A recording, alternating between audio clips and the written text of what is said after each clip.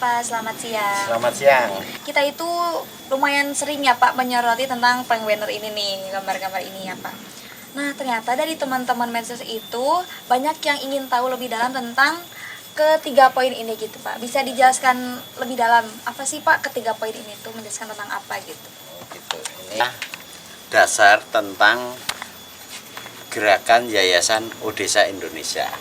Di sini bukan memuat program, melainkan lebih pada dasar-dasar bangunan pemikiran Yayasan Odesa Indonesia yang mengambil tujuan-tujuan tertentu. Nah, tujuan tertentunya itu apa dan apa yang dilakukan untuk menuju tujuan tertentu itu. Jadi ini ada visi, ada misi, dan juga nanti ada nilai-nilai yang ditarget di luar sekedar menjalankan program. Yang pertama, kita itu meyakini ya kalau ada setiap usaha membangun keadaban atau peradaban secara lebih luas itu harus bersandarkan pada 4 kekuatan. Yang pertama kekuatan pangan, yang kedua satwa, yang ketiga literasi, dan yang keempat teknologi. Nah, ini kita saripatikan dari sejarah besar bangsa-bangsa di mana seperti Cina, Inggris, Amerika, ya termasuk Irak yang zaman dulu kuat, itu memiliki kekuatan-kekuatan ini. Kalau keempatnya ini kuat, maka peradaban itu akan semakin kuat, atau setidaknya jika minimal kuat 2, misal literasi dan teknologi, terus pada bidang satwa dan pangan ini lemah. Nah, ini tergantung ya, kalau ininya luar biasa banget, ilmu, literasi, dan teknologi ini kuat, ya bisa menyelesaikan masalah pangan tanpa ada kekuatan pangan lokal. Tapi hampir semua kekuatan peradaban yang bagus, terutama di yang lama ya, ambil contoh 2 saja, Cina dan Baghdad, Irak, itu kekuatan pangan dan satwa atau ekologinya itu kuat waktu itu. Nah, pangan itu maksudnya ya pertanian kalau waktu itu. Jadi bangsa yang mau maju mesti kuat dalam hal kebudayaannya, karena kalau budaya itu pasti pangannya kuat. Kalau kebudayaannya lemah, biasanya pangannya itu kurang kuat. Nah, kenapa harus ada satwa? Satwa itu kaitannya hewan, karena waktu itu kalau untuk kuat pertanian ya pangan ya pasti ternaknya pasti kuat. Ternak domestik juga, kalau tidak ternak yang dinaturalkan tapi terkelola, sekaligus di situ ekosistemnya itu juga kuat, karena nggak mungkin lah pangan kuat tanpa ada kekuatan ternak, terutama pupuk. Dan juga waktu kalau zaman dulu itu transportasi seperti kuda, onta, gajah, itu kan jadi alat transportasi. Kenapa satwanya kuat? Kalau sekarang ya sudah kurang relevan ya, karena kendaraannya adalah sudah teknologi juga, mengambil dari kekuatan ini untuk menggantikan tenaga satwa gitu. Nah, literasi itu sebenarnya ilmu atau pendidikan. Tidak mungkin kita tuh bangun peradaban yang kuat kalau keilmuan, saintifiknya, termasuk kesusastraannya itu lemah. Ya, di dalam ilmu paling tidak ada 2 bidang yang harus tangguh, yaitu sains dan sastra. Sastra untuk penggalian-galian sejarah, juga di situ untuk membangun moral keadaban. Ya, nanti kita tinjau juga di sini kekuatan ini. Sains untuk memecahkan masalah. Jadi kalau ada inovasi atau kebutuhan menyelesaikan masalah yang baru, itu biasanya membutuhkan ilmu. Nah, bangsa yang unggul dan besar ya, yang melewati fase kebudayaan, artinya maju ke level peradaban, itu akan selalu kuat dalam hal literasi. Yaitu gampang sekali lihat kalau ada bangsa yang tidak mengembangkan kampus, tidak mengembangkan penelitian, biasanya ya tidak maju. Nah, yang keempat pasti karena kekuatan teknologi. Teknologi yang paling kuat ya kalau mampu memproduksi sendiri.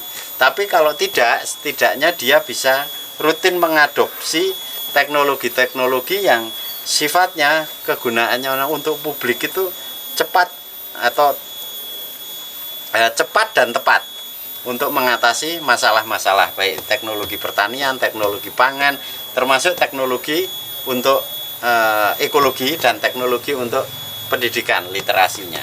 Nah, seperti itu. Nah, ini kita dalam membangun gerakan juga bersandar pada visi yang besar seperti itu. Dimulainya dengan cara yang sederhana. Kita harus mau nggak mau kalau bicara kebudayaan ya harus bicara pangan. Makanya Yayasan Odesa Indonesia mengutamakan masalah pangan, sebab terdapat fakta yang sangat jelas ya. Kurang gizi, kurang produksi pertanian menyebabkan petani tidak panen, panennya rendah, hanya untuk cukup makan, bahkan nggak cukup ya karena banyak yang miskin. Akibatnya anaknya tidak bisa sekolah, kan begitu.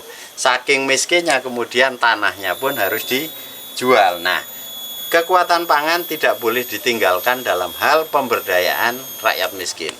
Kalau kita mau bicara kerajinan pun, kita akan bicara masalah pangan, tanaman-tanaman di pertanian ini juga harus diurus ya.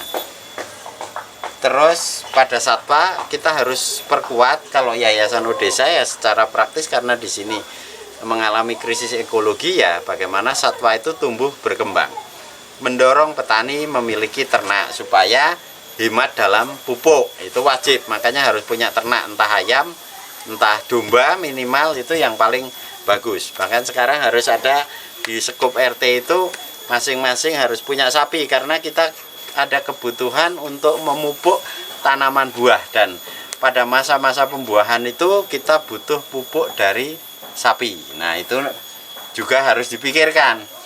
Nah, literasi jelas ya, kita gelar terus diskusi rutin bagi mahasiswa, diskusi rutin bagi petani, dan gelaran literasi anak-anak desa. Sekaligus juga kita mengadakan beasiswa untuk anak-anak yang kurang mampu ya. Nah, literasi atau pendidikan ini harus dijalankan. Makanya desa-desa kita itu mundur juga karena banyak yang hanya mengandalkan pendidikan formal saja, sekolah SD, SMP, SMA. Sementara jika kita memakai contoh yang konkret yang lebih maju, katakanlah di perkotaan, itu biasanya anak-anak di kota terutama yang mampu ini kan juga mendapat sekolah informal atau non formal. Biasanya kursusnya juga ada kan, bahasa Inggris, tambah kursus musik, tambah bimbingan belajar yang lain sebagainya. Nah, sekolah informal ini atau non formal harus tumbuh berkembang di desa, terutama perpustakaannya. Untuk apa? Untuk dua hal, untuk sastra dan sains.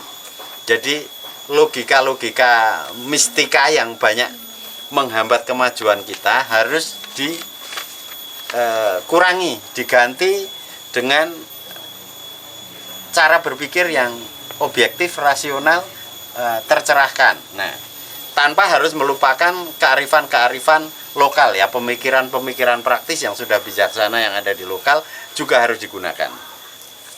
Nah, di situ literasi kita memperkuat lewat sastra, karena kalau tanpa kajian-kajian kesusastraan dalam arti yang umum itu, kita juga akan lemah dalam hal komunikasi, lemah dalam hal adaptasi lintas jaringan.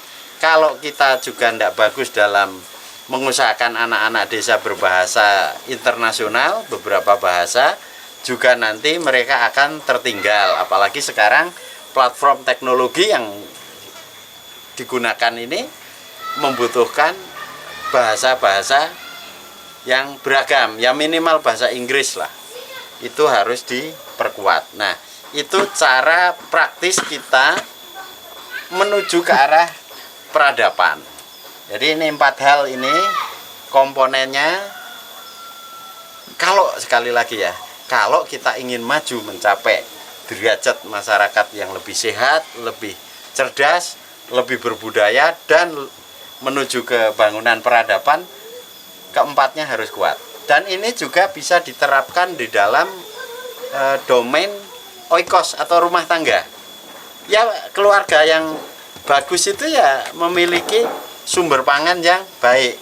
Ya, tidak semua dari petani ya kalau sekarang, karena sudah sistem pembagian kerja sedemikian rupa, bahkan banyak yang meninggalkan pertanian untuk mendapatkan sumber pangan, dan kemudian tidak usah bertani tapi lebih makmur untuk makan daripada para petani.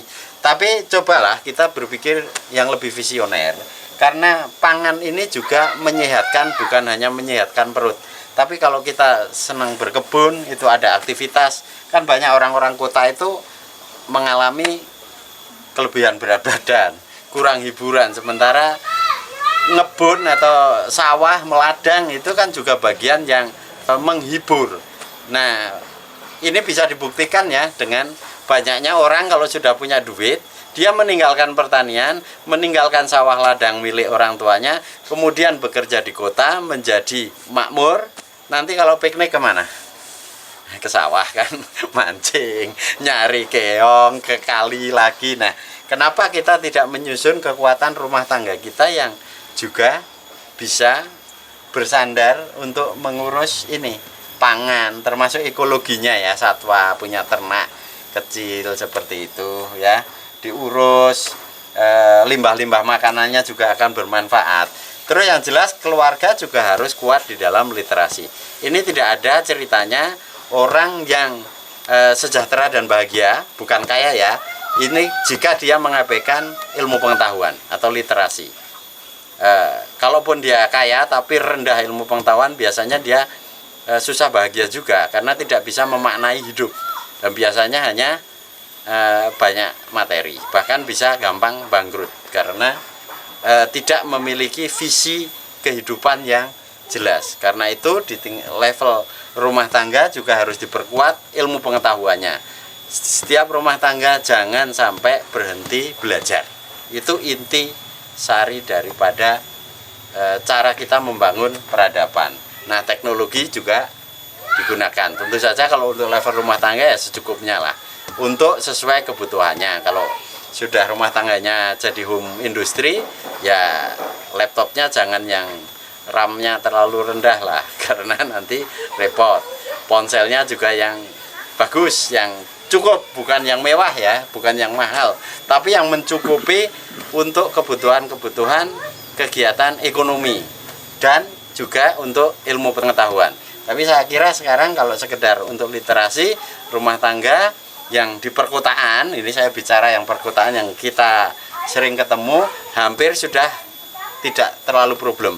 Tapi di desa-desa kan ternyata yang punya ponsel juga tidak banyak. Untuk mengakses internet secara bebas, kota Bandung dengan di Garut, di Ciamis, Majalengka kan terjadi gap ya, jurang perbedaan yang sangat tinggi. Nah, gerakan literasi ini mesti disambungkan dengan pematangan teknologi atau penguatan teknologi informasi. Tentu saja teknologinya bagus, juga itu tujuannya untuk menggali ilmu secara lebih serius, lebih intens. Nah, itu cara kita membangun peradaban dengan 4 pilar: pangan, satwa, literasi, dan teknologi. Terima kasih.